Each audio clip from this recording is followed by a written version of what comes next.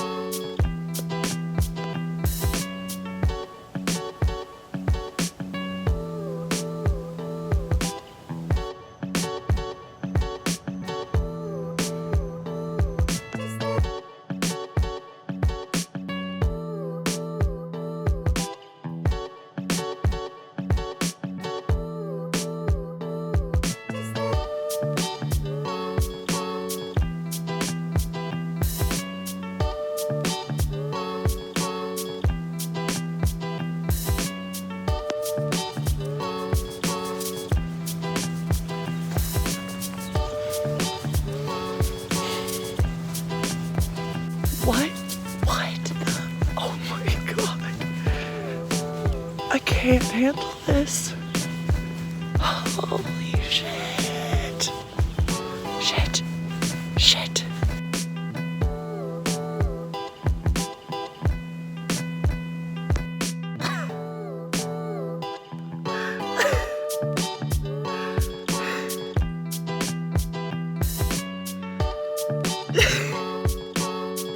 So yeah, you can see that I had a really good time reading it. It was full of emotions, full of such amazing things that I'm gonna tell you all about in just a second. But one of the things I wanted to say really quickly about this book before I even got into it is I had such a hard time after reading this book reading anything else. I picked up another book the day after finishing this and I opened it and I read about 2 pages and my legitimate reaction was, oh, but this isn't Legacy of Ash. And I've never had that experience before. That was weird. Yeah, let's talk about what this book is before I tell you a little bit more of why I liked it. So this is an epic high fantasy taking place in a made-up world. And if you know anything about me, you know that I love fantasy books, and I specifically love epic high fantasy. So I mean, it's already predetermined that I'm going to like this book. But I read a lot of epic high fantasy, as you can see from my shelves, and I can tell you right now that I liked this book better than any other higher epic fantasy book that I have previously read. This book was so dang good. And I will say, it is 800 pages, so it's a big boy to get through. And there's at least a sequel coming out. I don't know how long this series is going to last, but there is a sequel coming out in November, so if you read it now, you can get your hands on the sequel very soon. The book follows multiple characters after the death of the Chosen One. So there is a woman named Katya, and she is the Chosen One in this land. She is supposed to be the leader of this rebellion. She is bringing the people peace finally at last, and she dies.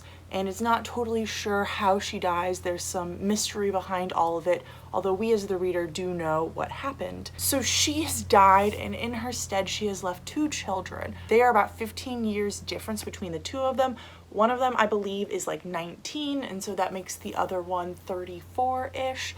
So the older one, Jasiri, the boy, is basically trying to meld the land together. He has taken refuge with his sister in what they consider the lesser of their 2 enemies' stronghold. So across this land there are many different people and many different provinces, and lots of them are owned by this, think of ancient Roman style government, where in ancient Rome they owned Spain and France and lots of other places, not just Italy. And then today we think of them as different individual places because of their culture and stuff. So he has bunked up in this tower where he is basically stuck there with his sister, trying to unite those people behind the rebels who are still kind of flickering in and out of existence. His younger sister is trying to get out of that existence. They are basically stuck in this castle by magic, and they are trapped there to keep them safe and supposedly to keep them protected. Now she has devised this plan that if she marries someone else and takes their last name, she will no longer be underneath her mother's name and will no longer be stuck in this castle. So that's what she's trying to do at the beginning of this story. Of course, those aren't the only 2 people that we're following. Along with them in this castle is stuck, hello. My dog's sleeping while I film this, so she keeps looking over at me. Are you gonna lean on my tripod? She's gonna use my tripod as a pillow. Along with them, stuck in this tower, is this demon woman, and I know a lot more about her by the end of the story, but at the beginning of the story this is what you would refer to her as, and she has been basically struck out of heaven or hell or wherever she has come from and left on this earth attached to this stone castle as well for all of eternity. And so she's stuck there as well. She kind of is friends with the 2 siblings, kind of not friends with one of them, and is trying to figure out how to help them do their thing, trying to figure out if it'll help her do her thing. There's lots of figuring out about her. Her plotline is actually very cool and very twisty, so I'm not going to get into it very much at all. Her name is Anastasia.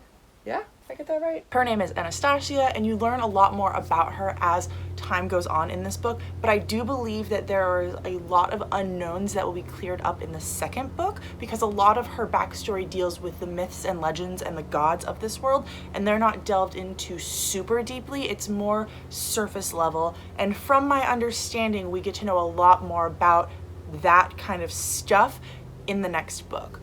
So then, of course, we're also following some people who are living in like the capital of this world. So we're following Victor Cadra, who is the man who is thanked, blamed, accused of killing Katya when the rebellion started. And so he is grappling with this fact because he knows that he didn't actually kill her and that he is being rewarded for this. So he has a seat on the council, and he's kind of struggling with these feelings of, I didn't do what they think I thought I did, but like, I don't care that they think I'm a murderer, I am a murderer, but also like they think I killed this amazing woman who had a point. And he's starting to realize that maybe the rebels should be free, and maybe they should have their own lands, and maybe I can do something about it, because Victor has a secret, and that secret is he is a witch. So he can control shadows and darkness around himself, and he goes and keeps this a secret from everyone, because where he lives he will be burned at the stake and his whole entire family will be shamed for it.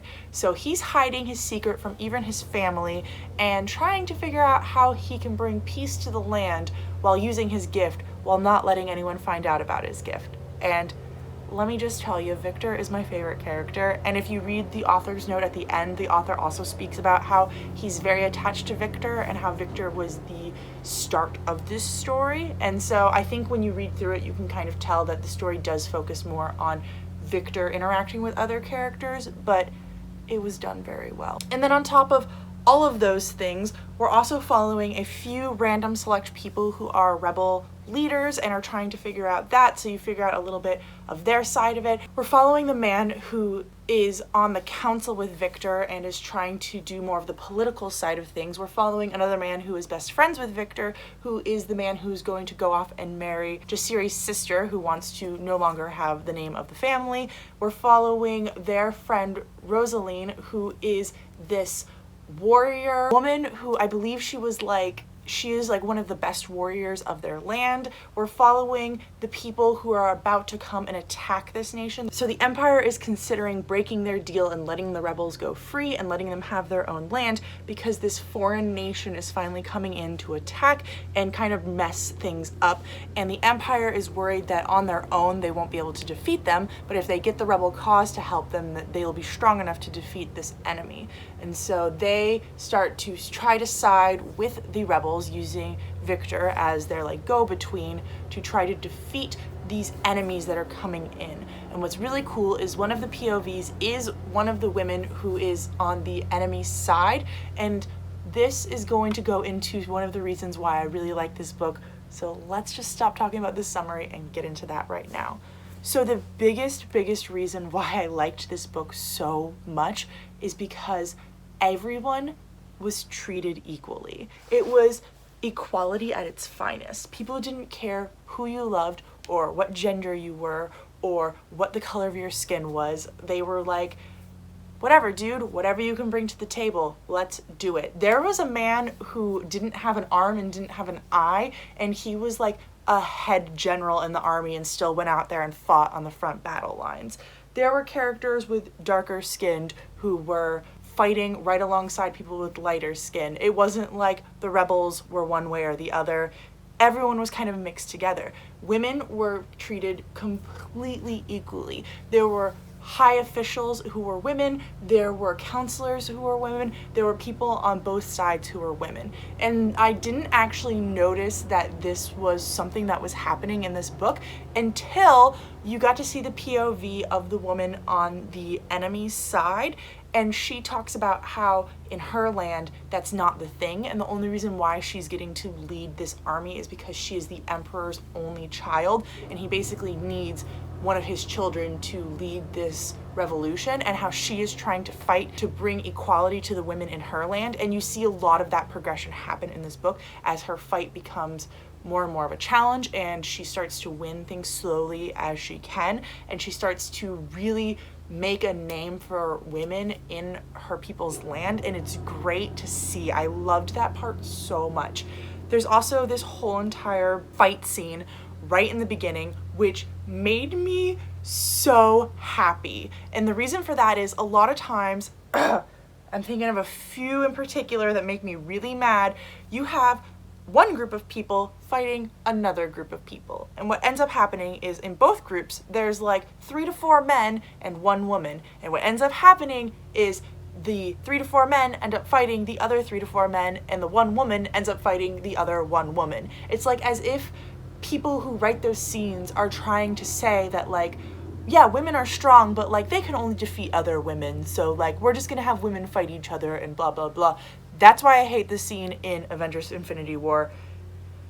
Ugh! There's a scene in this book though where the man and his friend Rosa and their friend Micah are going into a back alley to basically start a fight in the alley, and there is 1 woman on each side, and the 1 woman ends up fighting the man, and then Rosaline ends up fighting like 5 other dudes while Micah is just sitting there like, well, this is odd, okay then. And it was so good because Rosaline was beating their asses. She was destroying them, and I loved it. I loved it. If he had had her fighting the other woman, I would have been so upset, and it would have been so frustrating. And that was just one of the little things that this book did that made it stand out to me as something so amazing. There were tons of just little moments that added up and made it just a spectacular read. And I just, oh, it was so good. Every single time I thought the author was going to disappoint me with making a choice or like doing something, or I thought, ooh, he's about to do something that makes it like oh, but women aren't really equal, or oh, people of different races aren't really equal, he like twisted it on me and was like, oh, you thought I was gonna do that? No, actually, I'm gonna push the effect even farther, and I'm gonna prove to you even more that everyone is equal and everyone should be equal. And that was amazing. Oh my God, I can't stop saying the word equal. I apologize. I can't tell you now how many times I'm reading fantasy like beyond this and people are saying things like, oh, well, women must stay in the household because blah blah blah blah blah blah reasons. And I'm like, but do they? Because fantasy is made up and you can make up whatever rules you want in fantasy. So why do they have to follow the random rules that our society puts on people? Why can't they just be more like this book? Oh no, my dog fell and hit my tripod. She was sleeping. Are you okay, baby? You okay? Did that startle you? So I shouldn't use my tripod as a pillow. I think she had like a little nightmare and just kind of jerked. Oh, baby. So one of the other things I really, really loved in this book was the whole entire magic system. So not only do we have like Victor dealing with the fact that he's a witch and trying to like figure that out and everything, and also do we have this demon who is living amongst the people, but there's also this whole entire plot line following the like enemies of the people, where the gods have graced one of the characters with basically godhood-esque stuff.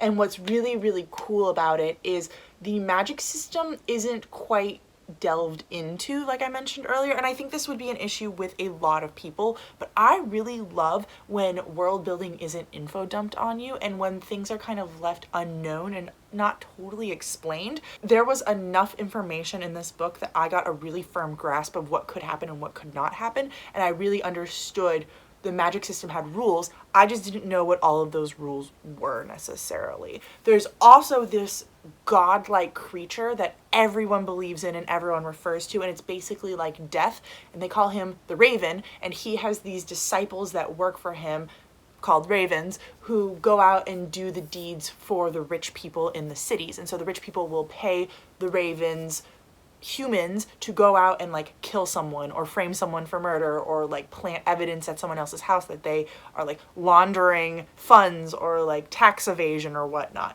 That's like a underlying plot line that follows throughout the book, and it was so interesting to read about. I really want to know more about the Raven and his people. We do get to follow one Raven in particular, and she was really, really cool and had some great twists about her.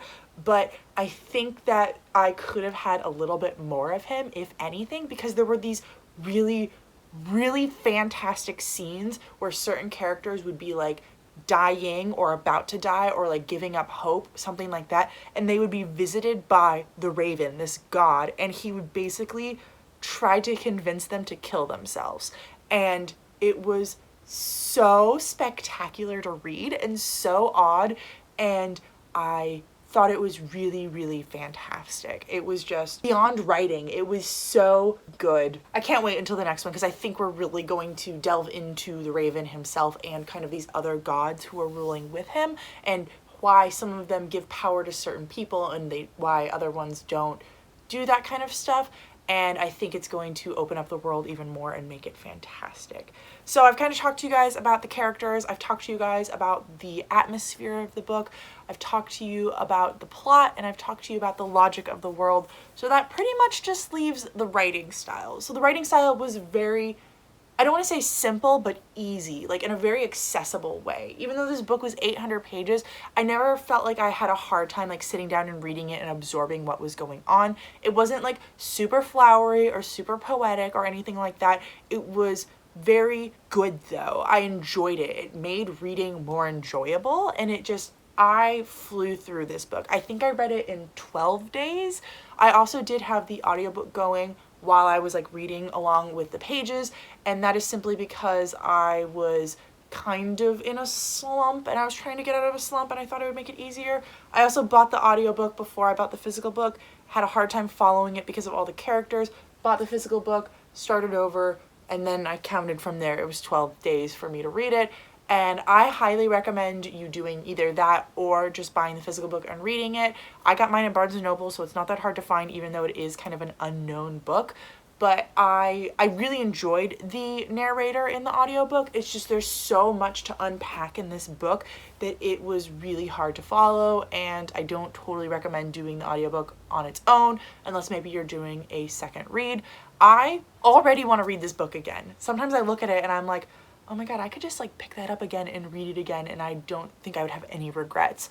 This might be a book that I read or reread every single year. Like, I reread the book Vicious every single year because I love it so freaking much.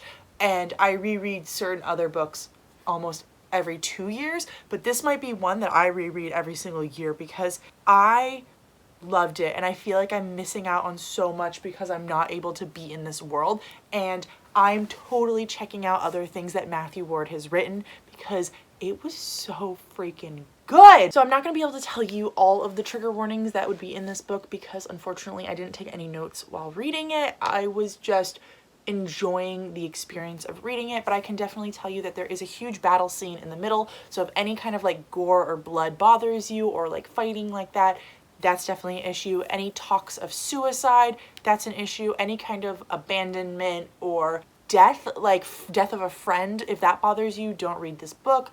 Also, there's definitely references to self-harm.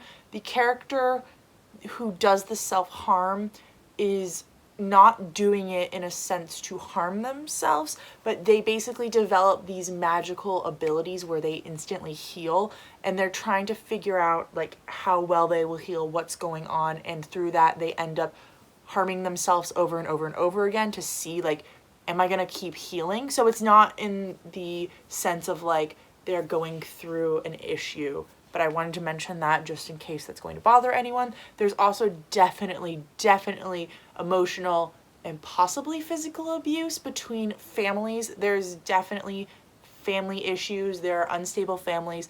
There is manipulation. There is lots of that kind of stuff. The stuff you see in a lot of darker fantasies is also in this book. I personally don't think that any of the trigger warnings were very strong though. So if you are affected very easily by these kinds of things, I don't think this would be a great book to read.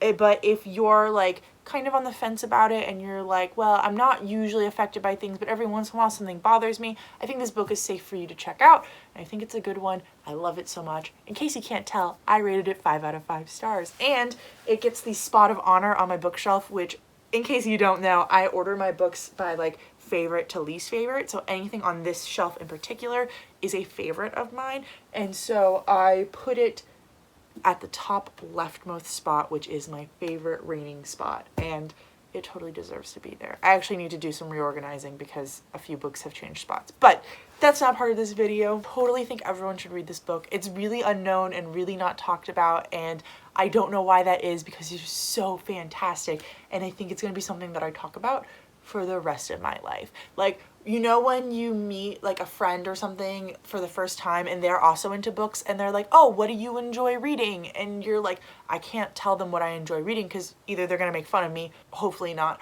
or more likely, I can't think of a single book that I like because you put me on the spot. Forever after this moment, anyone asks me, oh, what is your favorite book? Legacy of Ash by Matthew Ward. Go read it right now. It's 800 pages and I love it so much. Also, I'm not exaggerating when I say it's 800 pages. It's 800 pages exactly, and I think that's really funny. There's also a little like survey at the end that the author did, like an interview, and you can read it, and I'm really excited because I read all of it and I loved everything he was saying. And he also has a little blurb at the end of the book about one of the other books he's written. I haven't read that blurb yet. I should, to see if like this was something of genius or if that's how the author always is. I think I'm going to be trying to see if I can get my hands on some of his other books though once I get my physical TBR down a little bit. And why are you going to bother going out and reading all these books by problematic authors when you could go read this book and be cured of all illness and disease and any problems? And I think if everyone in this world read this book, that we might solve world hunger and world peace and everyone would be happy again. This book isn't that magical, I just love it a lot, okay? And I want you to read it. Anyways, thank you for watching. If you have read this book, please let me know because I don't know anyone else who's read this book. On Goodreads, it has like less than 500 reads and I want to talk to someone about it because I love it so much, okay? okay? But I'm willing to bet you haven't read it, so I think you should go pick it up. And let me know if this video convinced you to go pick it up, because that was the goal of this video, and if I did it, I succeeded! Thanks for watching. You know the deal. My dog is waking up again, so I'm gonna go before she knocks my tripod one more time. I don't remember how my outro goes, but until next time, I will talk to you all in the comments. Bye!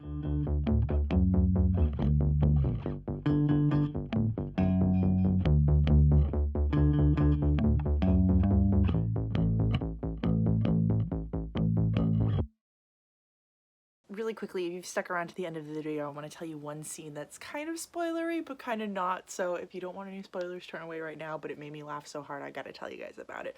So there's this one scene where Kalen has effectively married someone else. The characters don't know that it's fake. Anyways, so her plan all along was to marry someone else, to change her last name, and then to adopt her brother, her 15-year-old older brother. So he's like in his mid-30s and she is 19 years old, and her plan was just to adopt him so that his last name would change too, so that he could also leave the castle. And so he is like in the capital at one point after they've like faked the marriage, whatever. And so he is going by the new last name, and he comes across the man who Kalen has married's father, and this guy is basically the person who like went out of his way to make sure that Jasiri's mom was killed all these years ago, and they're both on the council together.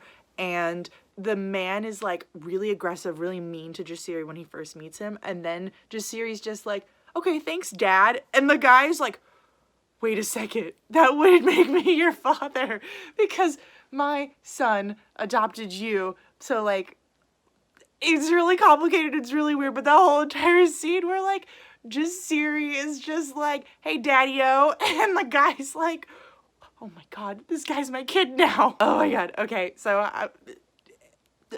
go read this book.